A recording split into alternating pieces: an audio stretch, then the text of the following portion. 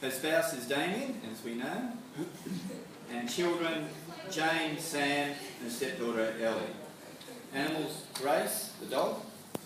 Her hobbies are white beaches, sunshine walking, nature, exploring therapies, and ancient wisdom regarding health and spirituality, watching crap TV with a non-crap glass of red wine after long days and sessions with clients. Other interests, people in general. Her burning desire is to travel freely with the family. If she wasn't doing this, what would she be doing? She'd be super rich and still doing kinesiology every day anyway. It's something that we don't know about Jen. Once, whilst working as a cook on a prawn trawler, Jen was shipwrecked in North Queensland. I think I've seen that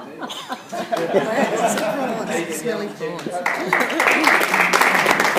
I'm going to have a body up here today because it sort of helps me get the feeling of it. So, because we're actually working on people when we're doing this process. So Jen Cudmore kinesiology, love being your best. And the whole thing is about making sure you really are your best and you really love being your best because everybody's different. So 5 top things that stop being your best, as I said before: generational programs, childhood drama, tension in your relationship, your body offline with craving the wrong food, and feeling like you're in a rut, like feeling like you're not on purpose. So generational programs, epigenetics, now scientists have discovered that you don't just inherit eye colour, you actually also inherit trauma from your grandparents and your great-grandparents. So this could be like the invisible kind of voices in your head, that a lot of depression, I think, is coming through a couple of generations from the post-traumatic stress disorder that a lot of our grandfathers experienced, and I think a lot of that depression is coming through now. So they all have a memory. So this is one of my little specialties. I always check that with everyone because there's no point getting you out there if you've just got this little program that's running in the background. And these are some of the things that you could be. My worth is determined by how I look, how much I earn. Life is hard. Never waste food. Eat everything on your plate. All these things can kind of be going in the background that can stop you being the best you can be in July 2014.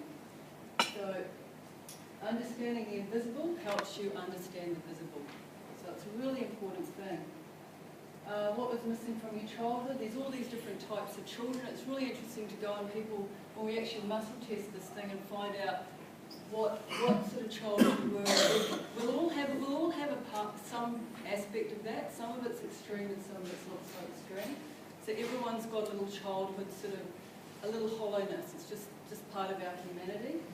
So we go in and we realise that some of these wounds become our greatest gifts. So whatever you experience, it was a bit of a wound. And it's a very delicate thing because childhood pain is a very painful thing, and we have ways of kind of going through the body and sort of clearing some of that stress so it's not sitting in the nervous system all the time, sort of rebooting in your life all the time. So it's a very delicate and painful thing, but it can become a fantastic thing when you change that around and see that the glass is full, it's not empty. So even the most painful trauma like abuse, we can kind of take some of the nervous system pressure out of.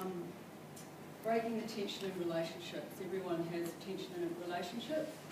So we have, this is one way we can do it. There's all these different things. So the body's got all these points. It's almost like you're an iPhone with all these apps. You're like a computer. The moment the neurotransmitters are going down to the hand, if I get you to think about something stressful for me, and her hand goes weak because the neurotransmitters have gone off to do something else in the body, and that's the biofeedback mechanism that we use. So we can go through and it's like you're an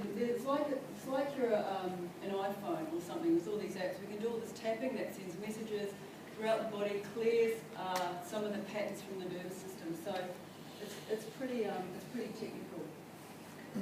So you need to take responsibility for your emotions because we do actually affect everyone around us, and then as we've seen with the genetic stuff, you actually pass it on too. So we're all connected, and we need to do our bit to make sure that we're kind of reacting as best we can. Love being the best again. So breaking the carbohydrate and sugar cravings, always hard. Sugar metabolism problems are often the result of a lack between the communication, the liver, and the pancreas. So I'll just quickly show you how that works. So put this leg up nice and strong for me. So hold that up. So she can't hold up that leg, so that tells me she's bent your leg. She's had too many carbohydrates or too many sugars. This leg up. But her protein and things are fine, so that leg's fine. Put your arms like a hold them in for me. So that's blind, so that also tells me that's probably come about, she's running on adrenals, so she's probably having too many carbs and sugar. So just sit up for me. So this is what I do with everyone. Everyone gets this little adjustment. Actually, that Jackie. It's like, there's no point setting you out there all positive if you're going to just sort of run out of energy and be all short-circuited.